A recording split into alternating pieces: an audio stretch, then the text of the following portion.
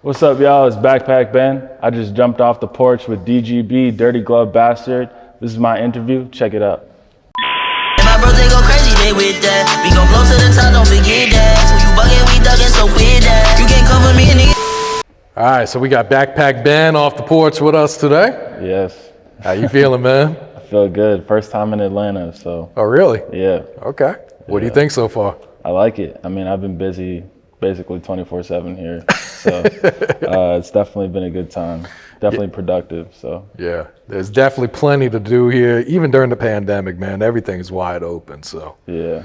I mean, I haven't really been to the strip club. I know that's like the spot to go to. They got to take you, man. They got to take you. Yeah, but you know.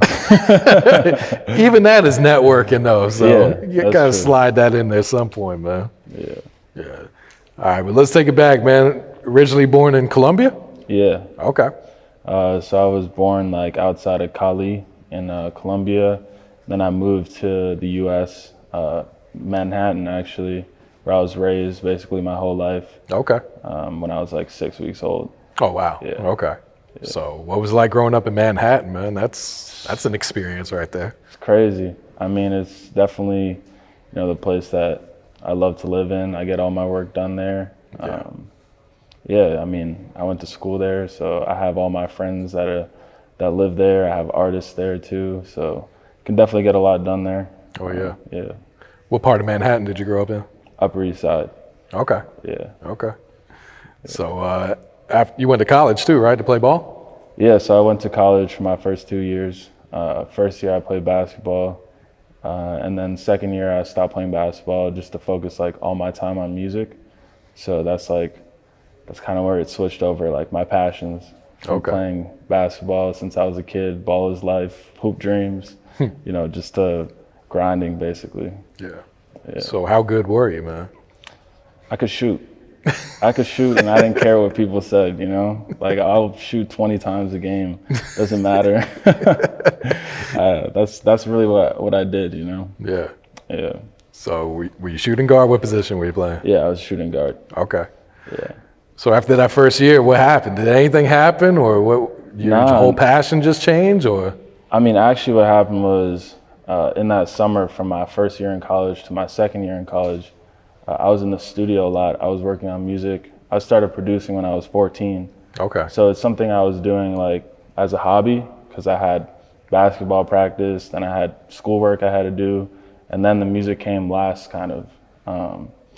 So during the summer that year, I was just in the studio constantly, networking.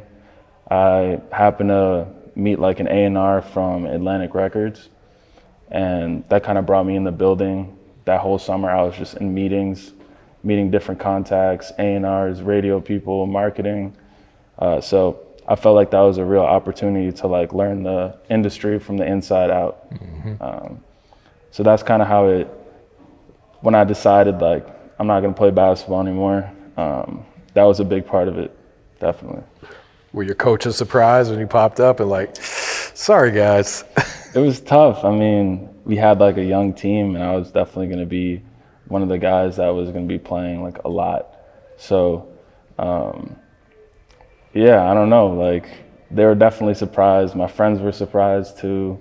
But I think they all get now at least that it was the right decision for me. Yeah. I feel that. So when you were 14, what kind of inspired you to start making beats back then? So I started playing guitar when I was in second grade. Mm-hmm. And then I played the viola from like 5th grade until I graduated high school. What's the viola?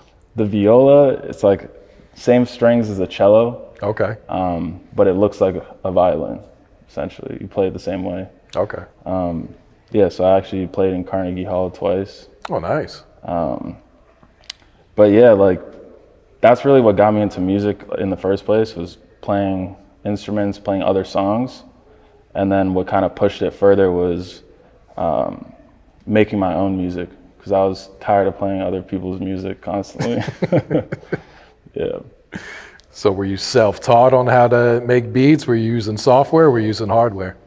I was using all like digital stuff basically. Okay. So I started out on like GarageBand, just like fooling around, doing whatever.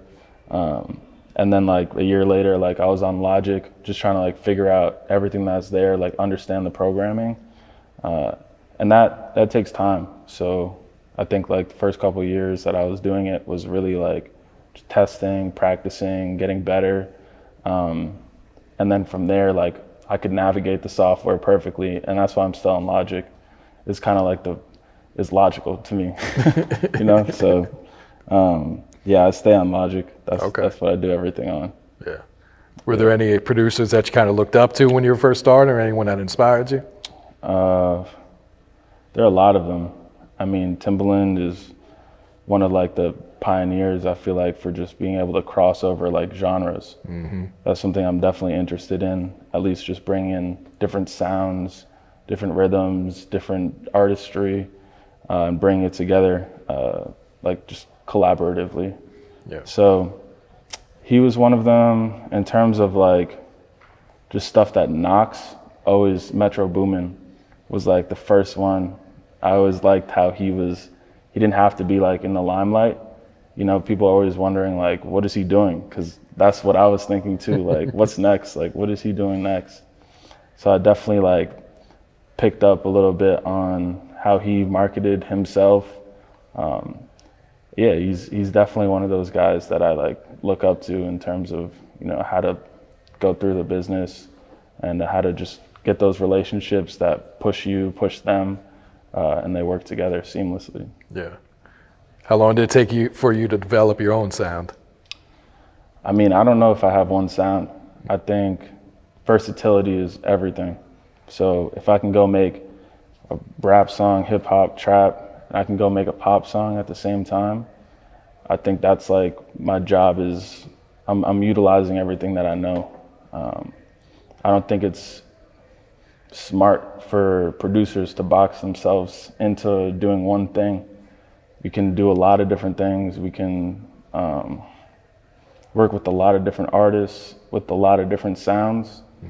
What it is now is just collaborating with other producers, with other artists, and try to get yourself out of that box that I feel like producers are always put into. Yeah, I feel that. Yeah. How'd you get the name Backpack Ben? Always have my bag with me. It's got your name on it too. Yeah. I'm actually making like my own like custom bag too. Okay. So that I'm excited to show the world that should be exciting. But yeah, I always have my bag with me. I think it started like from when I was playing basketball. I always had like my shoes to play basketball. And now it's like I always have my laptop with me so I could work, headphones, whatever I need, chargers. But yeah, it's just like, I guess, a mentality of just always being ready, always having your stuff with you, always being prepared. That's kind of like what it means to me. Yeah. Who were some of the first rappers to jump on your beats? First rappers to jump on my beats. Smokey Margella. Okay. From New York. That was like the first kind of big placement I had. He had just been picked up by ASAP. So that was definitely exciting. And then I started to just look for artists just around the country that I thought were cool. Bry Greta from Philadelphia, he was one of the first ones that I worked with. I actually went out to Philly, drove out there, met him there when he was like 16. Oh, wow. I think I was probably 18 at the time. But yeah, that's kind of how it started, was like me just reaching out to people. And from there, that's how I got to having a project, really. Just working, meeting different people, networking, hitting people up on DM. That's really how it happens. Yeah. Do you prefer to cook up with the artist present, or have your beats already ready and just kind of send them out? I mean, I feel like regardless of if I'm there or not, I can kind of figure out what they need for their sound. It might come across better if you're actually in the studio with them and you can kind of explain it to them. But I feel like I have a pretty good ear for what the artist is looking for. So I don't think it really matters if you're there or not. But it definitely is it's a different energy, like when you're in the studio with the artist, no matter what, if you're cooking the beat or you're just, you know, getting like them to record or write lyrics to. Yeah. Like that's something I like to be a part of every single stage, like producing, executive producing, like vocal mixing, vocal mastering, all that stuff. Like that's really what I focus on. Yeah. So you're very hands-on when you're present and they are recording. Definitely. So what's your creative process like? Do you start out with like the drums? Do you start out with a melody? I change it up constantly. Okay. So I know like what I said about versatility. I can start a beat knowing like what I want it to be. So if I want it to be like a more pop or Latin like bass song, yeah, I could start with the drums and just know that that's like the vibe that I'm going for and start feeling that. But my creative process is really all over the place. Like I could start with just like a sample like clap or like a sample like industrial like sound or something like that. I can build a beat around that. Yeah. What's your thoughts on loops? Loops, I mean, it's changed like the whole beat making process. So I feel like the one thing I would say is like if someone makes a beat with their loop, they should let people know that somebody's used it, you know? Yeah. That's the one thing that I think is like, could be a problem coming up soon, like in terms of just like copywriting stuff and claiming stuff. So I don't hate on it at all. Like I use loops too because I have to make 10, 15 beats a day. Like I need to have as much creativity around me as possible. So I definitely don't frown on it. I work with artists and producers that send me loops. So I would have less tracks made right now if loops didn't exist. Yeah. And that's just a simple fact. Mm-hmm. Yeah. Yeah, like you said, it definitely changed the game, man. Definitely. Yeah. Do you spend a lot of time on your beats, or are you kind of like within 15 minutes, like this is it? I spend like 15 minutes, 20 minutes just getting the ideas down. Yeah. I always go back like later, like probably right before I go to sleep, and I arrange like 10 beats just to have like it change up in between. Because I feel like if you arrange beats like one after the other, you're not going to arrange it the same exact way. So I definitely try to get creative with doing that. Yeah. Do you have a producer tag? I do not. I noticed that. Yeah. You're one of the few that don't. I'm one of the few that don't because I release music under my label, under my company. So if you see who put it out, if you see the name of the artist, you don't need a tag there to tell you what it is. Like you can already figure it out. Just look at the artist. I feel you. Yeah. How'd you link up with Blueprint Music Group? I actually linked up through Blueprint Music Group through my partner, Mo. Okay. And we're just tapped in. We got everyone on board. It's a great company. I'm just happy to be a part, happy to be in those meetings, happy to be on those calls. It's really an honor. Yeah. Can you talk about these beat detention challenges you've been doing on IG? Yeah, beat detention is like, it's something that I want to start and I want to continue to grow. Like I wish that when I was younger, I would see other producers doing something like that, where they have a beat they put out and they're like, yo, best freestyle gets a studio session with me. Like, that'd be amazing. Like, I don't even rap. I would probably rap on that just to get a studio session with them. Just soak up that game. Exactly. But yeah, so right now I'm doing it every week, new beat every week. We just have people submit videos, and then we just tell people who the winner are. We post the video, let people know. And I just hope to keep building with that. It's cool because for the samples and stuff, I could use literally anything because I just put the beat on SoundCloud. Okay. So I don't have to worry about clearances or whatever. I'm not releasing the songs. Like, it's also enjoyable for me to be able to make beats with stuff that I can't like clear, you know? Yeah. I feel that. How's the feedback been? You get a lot of submissions each week? Yeah, we get a good amount of submissions every week. It continues to go up. I think we're on week 5 right now. Yeah. So it's still starting up, just figuring out different ways to promote it, get more people to even just listen to like the winners, because at the end of the day, they're the ones that put the time in to like submit the video. They deserve all the credit, you know? Yeah. All right. Talk to us about this new project, man. Dropped Out. Dropped Out. It's like my baby.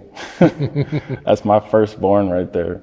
That's 8 different artists from around the country, 8 different beats. I did all the production, all the executive production for it, mixing, all that. I had a hand in literally everything in it, from the cover art to the videos.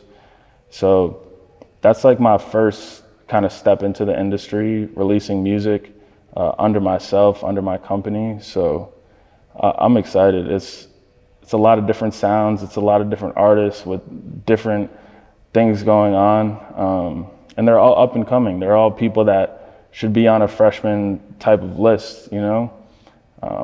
Not saying that XXL doesn't do that right, but there needs to be something that promotes like up and coming artists like that. So it's a showcase for them, basically. How long have you been working on this project? Some of those songs are like probably plus a year. Okay. You know, they've been there for a while, and I took the time like over quarantine just to know like what I had there and how I could put it together and make sure it sounded good. So yeah, some of those songs have been sitting with me for a while. Like I said, I saw Bry when I was 18. Like that's some of the stuff that we started working on back then.